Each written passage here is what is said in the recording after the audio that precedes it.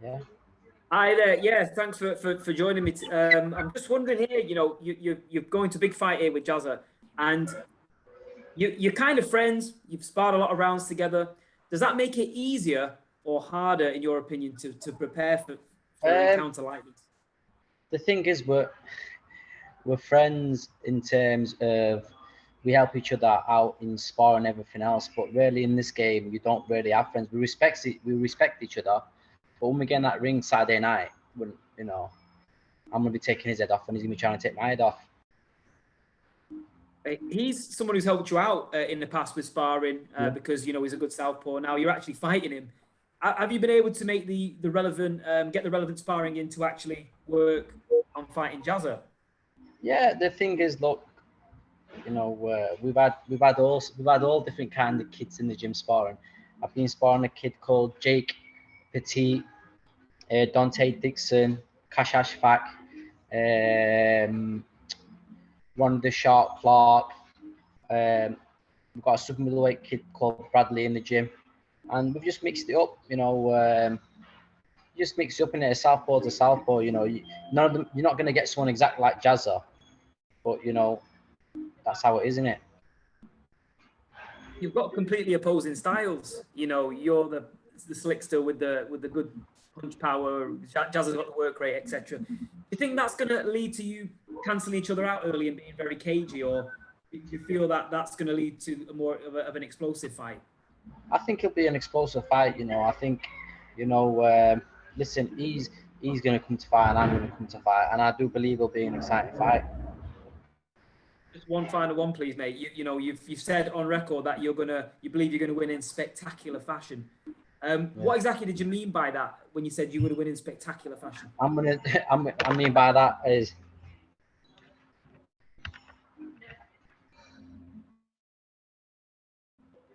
hello, can you hear me? Yeah. I can't really hear you. Can you hear me now? Yeah, can hear you. Yeah. When I meant that, I meant I'm gonna go in there and smash him from pillar to post. I'm gonna bring these two, judge and the referee. Right, fair enough. I'm looking forward to the fight. All the best for Saturday. No worries, mate. Thank you. God bless. Thanks, Aki. If we go to Chris Ridgway next, please. Yeah. Hello, mate. Okay. How are you, mate? I'm good, thank you, Chris. Yeah, good, thank you. First question, I just wanted, before we jump onto your fight, I was just wondering if you saw the fight camp of last week and what you thought of Lee Wood's win. I didn't see it, mate, to be fair with you.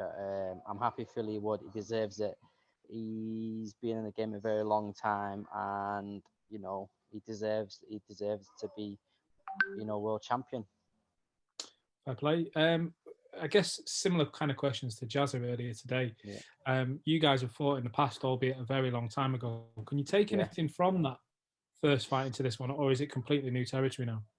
It's completely different. You know what I mean? I don't take nothing from anybody's last fight. To be fair with you, you just go in there and see what he's got, and I just believe, even though he's got better since the last fight, I've got much better since the last fight, if that makes any sense to you. Are you going into this fight looking for a stoppage, or I know it's a bit of a cliche question. Is it more important to you to get the win? Yeah, listen, for me, I'm gonna go in there and smash him. If the stoppage comes, the stoppage comes. If it doesn't, it doesn't. I'm not going in looking for a stoppage. I never do in any fight, but I'm looking to go in there and seriously hit him. Yeah. Are there big fights to be made in your division after this fight? You mentioned Lee a moment ago. Obviously. Yeah, listen, it's all about winning this next fight. I'm not really focused on any fight after this. I'm just focused on August the 7th and doing a job on Jazza Dickens, because it's going to be a hard fight. Fair play. Well, listen, we wish you all the best for Saturday, mate. Thank you, man. Take care. God bless, Chris. Thanks, Chris. If we go to Donor next, please. Hey, mate, how's it going? Hello, how are you, my friend? Not too bad. I wanted to ask about, I think it might have been asked a little bit earlier, but I was kind of jumping on a little bit late, so if it has been, I apologize. But what's different now? Obviously, it's been a long time. There's a lot, I would imagine, is the answer. But what's different now than 8 years ago? There's a lot, isn't there? What's the difference between you 8 years ago and you 8 years today? About 12 stone, I'd say. Good, good answer.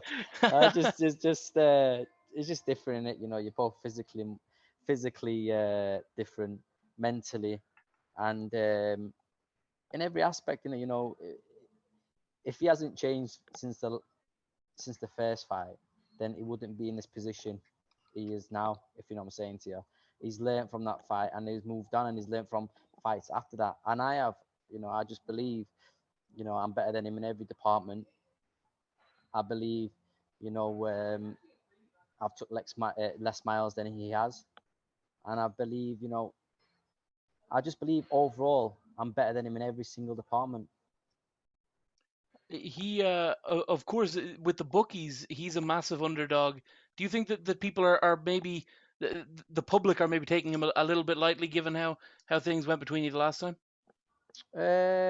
Listen, with Jazza, full stop, you can never ever underestimate someone like him, because he lives the life.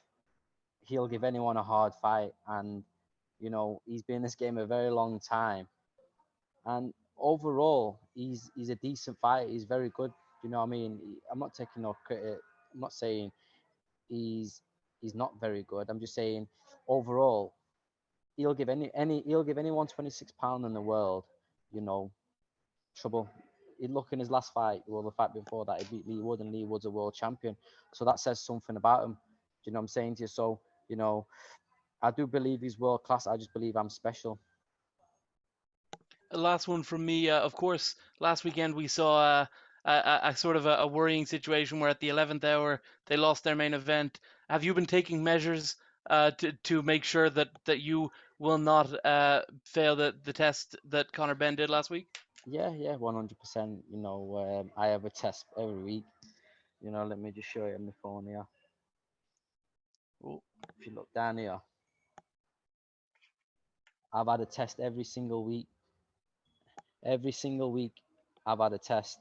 Every 4 or 5 days, I have a proper PCR test. mhm. Do you know what I mean? And the thing is, when you're in camp, not even in camp, I don't really go anywhere anyway. In particular, I don't.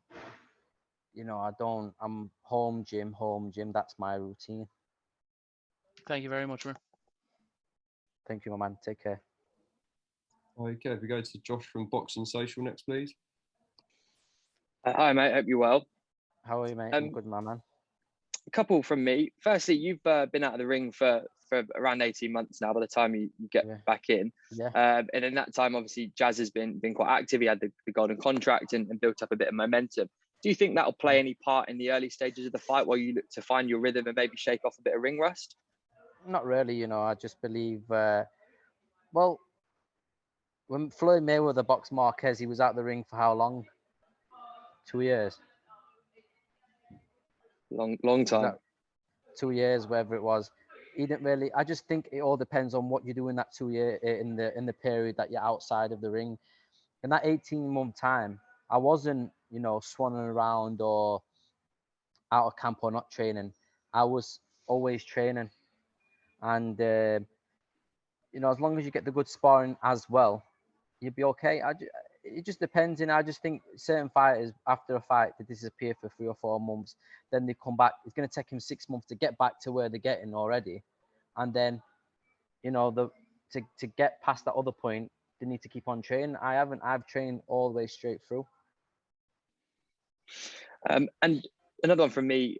Obviously, you've long been touted as someone who has the talent and everything you need to win a world title. But what would it mean if you can, you know, finally get your hand raised on Saturday night and, you know, get your hands on that belt? What would it mean to you, you know, professionally?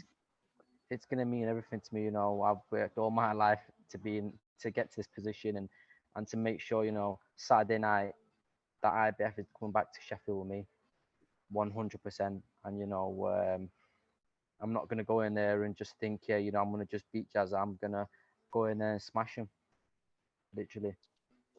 Well, good luck for Saturday, mate, and I'm looking forward to watching the fight. Thank you, Josh. Take care, mate. Thanks, Josh. If we go to Joel Green next, please. You all right, kid? How are you, my man?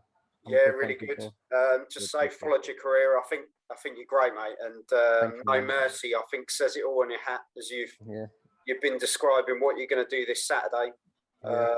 Do you think this Saturday is bigger than the Warrington fight you had? You know, the thing is with me, every fight is a big fight. I don't ever think, you know, this is a bigger fight for me than the Warrington fight. Every fight is like my first fight, if you know what I'm saying. So that's my mentality. I don't ever think oh yeah, you know, this one's not going to be a big fight. Of course it is. You know, my life's going to be on the line, and you know, a world title is going to be on the line as well. It's every fight is for me, you know, it's life and death. That's why I treat it. Do you feel you've got the upper hand on him? Obviously, winning the first fight between the two of you, do you feel you've got the upper hand, or do you think that's geared him up to get sort of revenge? The thing is, I don't really look at that like that, you know, because I think we're both different to what we are 8 years ago. Yeah. And I'm just focused on getting in there and doing a job on them. You know, I don't really all these little things about, oh, you know, is he thinking about this, or, you know, I don't really think about them things. All I'm thinking about is, you know, I'm tunnel vision. I'm focused on getting in that ring on 7 Focus and doing a job on Jazza Dickens. Nothing else matters to me. Not what's happening on Sunday. Nothing at all. That's all I'm focused on. So you know, obviously focus on the win. But if a loss happens for, you know, It won't happen. this weekend, it's not going to happen. No, it's not going to happen. It's not going to happen. I can't argue with that. Thank you, man. Kid, thanks for your time, mate, and I wish you all the best on Saturday. Keep up the good work. Thank you, man, Joe. Take care, mate. Thanks, Take care, mate. Carl. If we go to Steve Jones next, please.